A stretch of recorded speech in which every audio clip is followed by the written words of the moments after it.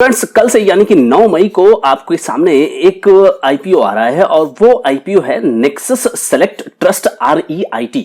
IPO के complete detail के बाद ये जानने की कोशिश करेंगे कि इस आईपीओ में आपको अप्लाई करना चाहिए या इसे अवॉइड करना चाहिए, यानी कि इसको छोड़ देना चाहिए। कंप्लीट एनालिसिस के लिए इस वीडियो में बने रहें।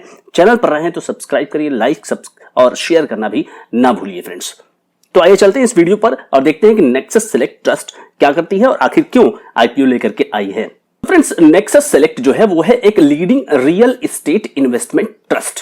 अब इन्वेस्टमेंट के साथ साथ ट्रस्ट शब्द लग गया फ्रेंड्स। एक्चुअली होता क्या है कि REIT एक ऐसा सेगमेंट होता है जिसके अंदर गवर्नमेंट ने अलाउ किया है कि ऐसे जनता से पैसा लीजिए और जनता से पैसा लेने के बाद जो है आप उसको रियल एस्टेट में लगाइए, ताकि अगर जनता बड़े बड़े प्रोजेक्ट्स में पैसा तो वो लगा नहीं सकती तो वो इनडायरेक्टली उन प्रोजेक्ट्स का हिस्सा बन जाती है।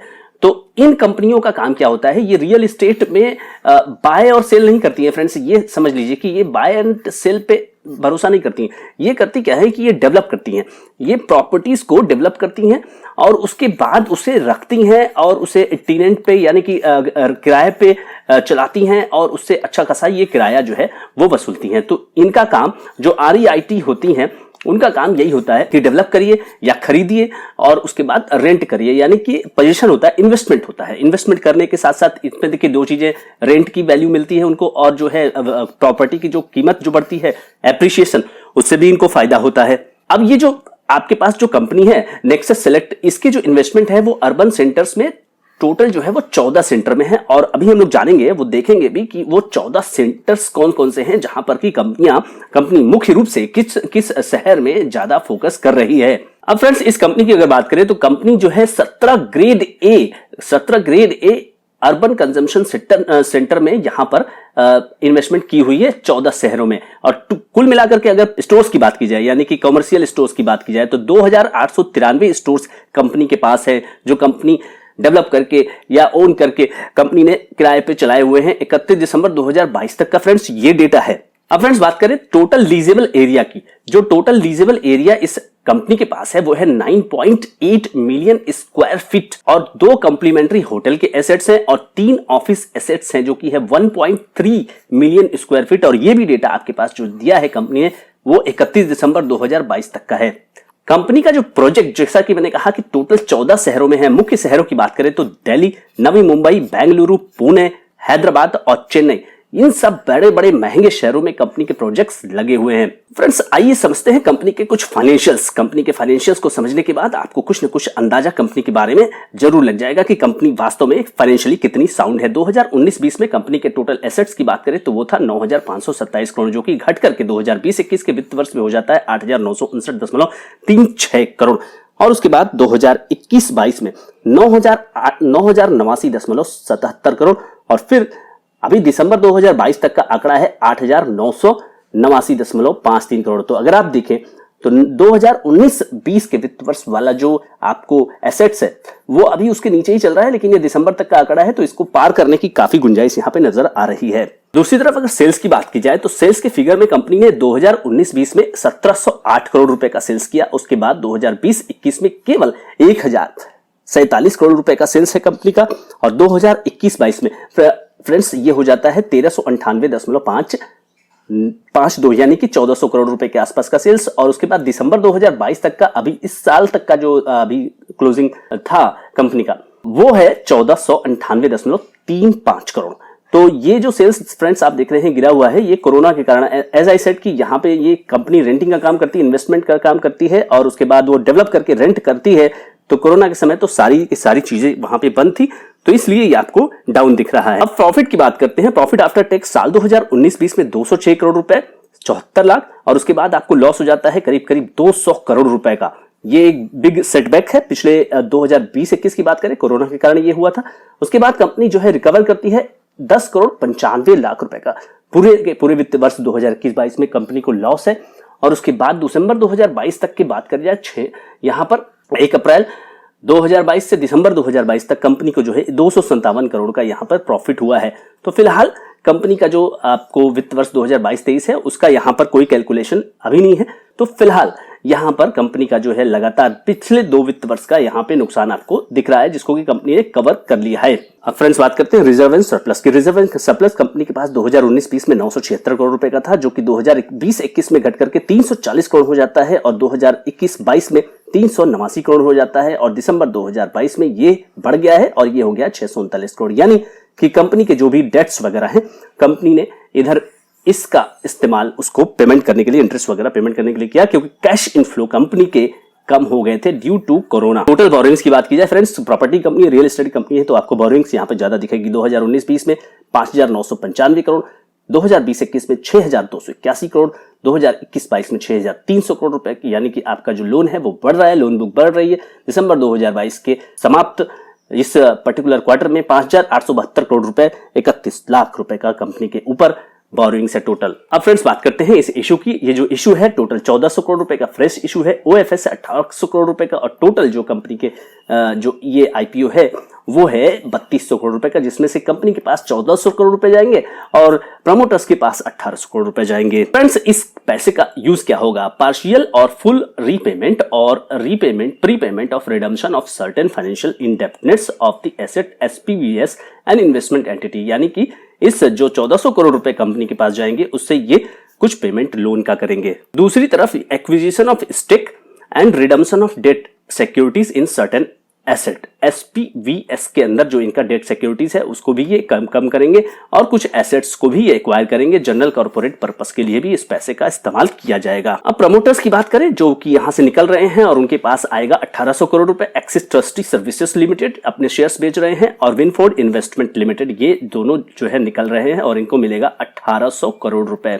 फ्रेंड्स आईपीओ की जो प्राइस बैंड है वो 95 से 100 के बीच में है। आईपीओ खुल रहा है 9 मई को और आईपीओ बंद हो रहा है 11 मई को। इस 2 डेट को आपको याद रखना है। आईपीओ का इनिशिएशन रिफंड होगा 17 मई को। अगर शेयर आपको नहीं मिलता है तो आपका जो अमाउंट ब्लॉक है वो 17 मई को खुल जाएगा। अगर शेयर मिल जाता है तो आपके डीमैट अकाउंट में 18 मई को ये क्रेडिट हो जाएगा और आईपीओ की लिस्टिंग है 19 मई को। ऑफर किया जा रहा है क्यूआईबी को 75%, एनआईआई को 25%। यहाँ पे आरआईआई की जो कैटेगरी है वो एनआईआई की कैटेगरी में ही यहाँ पे मर्ज कर दी गई है। रिटेल को मिनिमम लॉट, एक लॉट का 150 शेयरों का 15,000 का यहाँ पे लगाने के लिए अनुमति दी गई है और उन्हें एज आई सेड कि एनआईआई कैटेगरी में ही मर्ज किया गया है।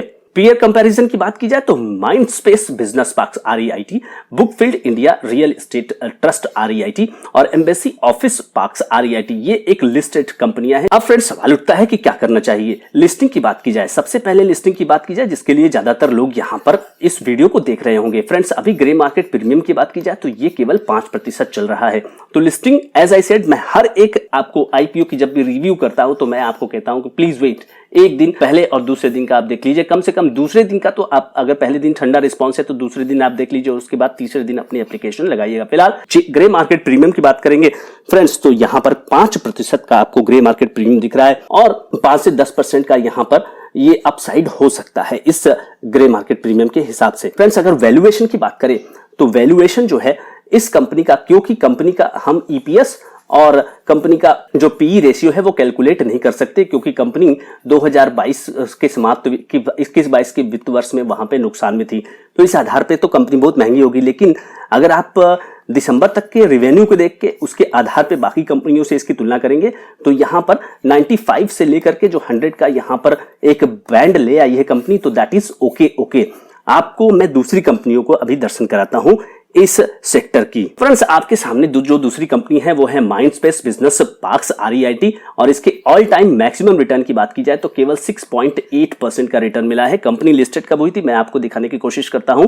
ये 7 अगस्त 2020 में लिस्ट हुई थी और कंपनी का जो लिस्टिंग प्राइस था 303 और उससे केवल 324 है। जब ये कंपनी लिस्ट हुई और वहां से लेके आप देख सकते हैं कि कंपनी का जो हाईएस्ट पॉइंट है वो है करीब 23% वहां से कंपनी ने रिटर्न दिया और उसके बाद से कंपनी वहां से लुढ़कते हुए आपको यहां पर मिल रही है, करीब 15% वहां से लुढ़क चुकी है।